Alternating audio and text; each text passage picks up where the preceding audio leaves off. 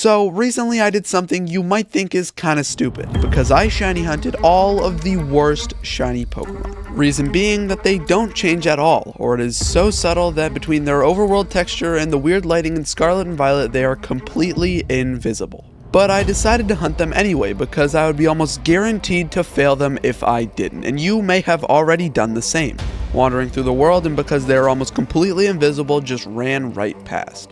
So to ensure that I got these Pokemon and because most of them evolve into much cooler shinies, I started my stream to make a list of Pokemon that I thought were close enough to their regular forms to be considered invisible. The first I went for was actually Igglybuff, who I didn't catch for this challenge at all, and instead stumbled across while shiny hunting Tandemaus to evolve into 3-family Mousehold for another video. And since I have footage making a normal type Sparkling Power sandwich and catching it, as well as several Tandemaus, I moved on to Slowpoke. Now, before I didn't really explain how I was going to be shiny hunting Pokemon that are completely invisible, and that is because it's really not that hard. At least not yet, because later I really didn't know what I was in for, but with Slowpoke, I just went over to the Castle Royale Watchtower number 2 and made a Psychic type sandwich with Sparkling Power, to bring my shiny odds down to 1 in 683. I then just auto-battled each Slowpoke one after another, and because auto-battling won't KO a shiny Pokemon, I found one after about 15 minutes. So I moved on to the next invisible shiny, Pichu, who again evolves into a pretty good shiny, but is near invisible itself, and its small size in the tall grass doesn't help either. So I went over to the very start of the game because I remembered Pichu spawning there, and after making an electric type sandwich, I just started running around looking for one that was slightly different. Because obviously all these Pokemon are not completely invisible. They are just really easy to miss because they're extremely hard to see. And while some are truly invisible, which you'll see later, I was able to just barely see the Pichu with about 10 minutes left on my sandwich. So naturally I used the rest of my sandwich to just hang out with some Pichu to prepare me for the insanity of what my next hunt would be. Because I was hunting Petalil, which was actually extremely trivial to find, and even though the body changes a decent amount, with the weird lighting in this game I figured the eyes would be the easiest way to spot it, given how much they change. Fortunately, in the West Province Area 1, after making a grass encounter sandwich, they spawned like crazy, and after just 10 minutes, I saw one that looked a little different. Wait a minute, I think that's a shiny one. There it is. I caught it and immediately left because I realized I literally do not care about this Pokemon any longer. So I went up to the Scarlet trail where a lot of grass types spawn just to walk around and found a shiny Toedscruel just standing around by a tree. Get back here, bud. That's a cool shiny. Then, still wandering around with my grass type sandwich, I found a shiny Fungus, and this is still some of the best luck I've ever had in this game. But back to the invisible shinies, and this was a doozy, as Persian was up next. Because the only thing that changes about it is its ears, which aren't exactly visible from far away. And on top of the fact that it is truly invisible, it barely spawns. Because after making a normal type sandwich, there was mostly Meowth and some Persian. But most of the Persian aren't even Persian. They're Ditto disguised as Persian. So I had to focus on each and every one to see if it was even a Persian, and then inspect its ears as closely as possible to see if it was a shiny. And after a whole sandwich without any luck, I was beginning to think this hunt might be a lot harder than I initially thought. I made another sandwich and got straight back into it, and as my sandwich counted down, I started to lose hope once again, but right at the end, I thought I saw something. A shiny that I thought would take hours took just 2 sandwiches. Let's go, dude. And this was pretty much how Glaceon, the easier of 2 evolutions I will have to hunt in this challenge, went too. Because after getting an outbreak of it, which took like an hour, I used an ice type sandwich, and no thanks to the blizzard, I found my shiny. Oh no, wait, that's a Sneasel. Certainly not invisible. Ah, there we go, a shiny Glaceon on the second sandwich. A relatively easy hunt with the exception of the blizzard, but it didn't come close to what I was hunting next. But first some explanation, because Paldean Tauros, my next hunt, has a couple of different and pretty rare forms. The Blaze breed, which is a Pokemon Scarlet exclusive, and Aqua breed, which is a Violet exclusive, meaning it's the one I'm going for.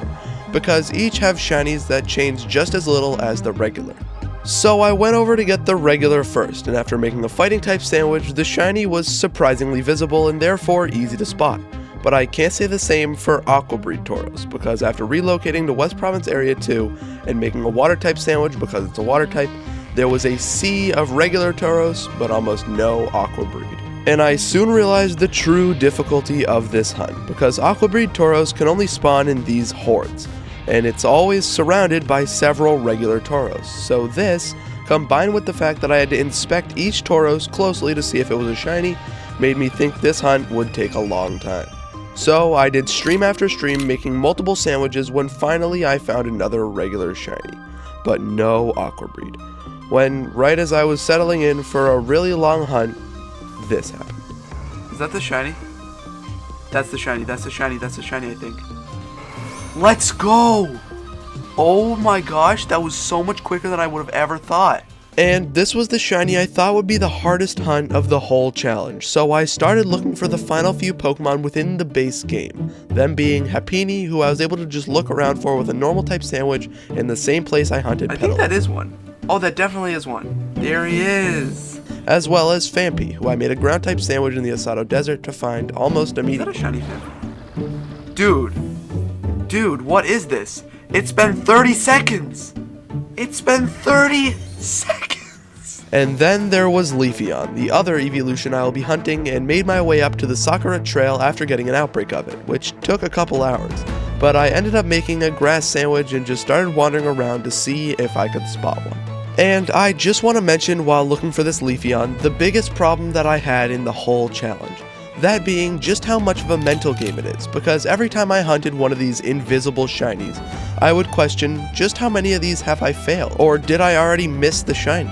And this was especially prominent in this hunt because it took me 5 whole sandwiches to finally find the Leafeon. But having finally found it, I was done with the challenge, just 2 days before the first DLC came out. So, after beating the Teal Mask DLC's main story, the first of 2 invisible shinies new to the DLC is Gengar. And you are probably thinking that Gengar was in base Scarlet and Violet, and you would be right.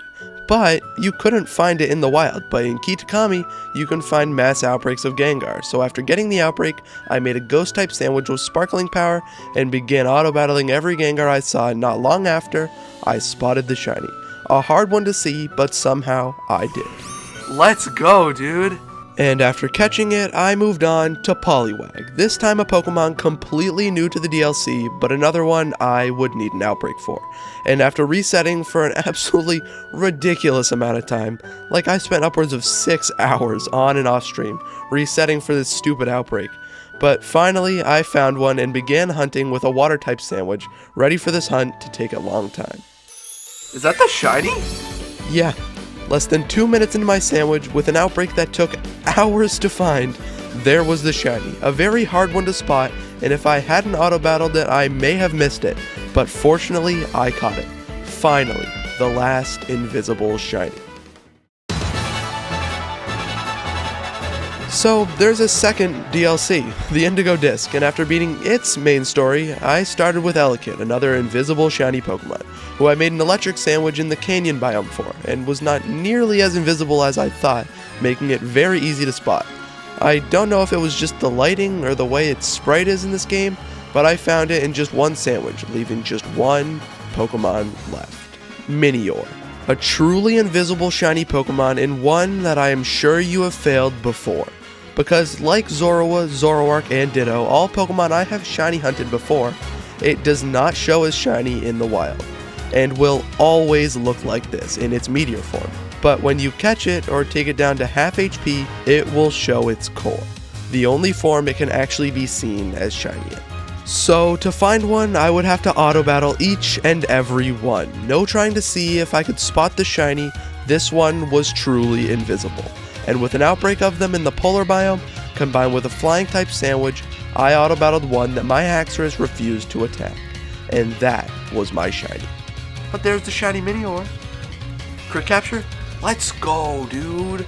Ending things off with an amazing shiny once caught, and at last, I no longer have to worry about failing one of these Pokemon in the wild. And hopefully seeing them in game make you less likely to miss them too. So, thanks for watching, and make sure to watch this video if you like this one.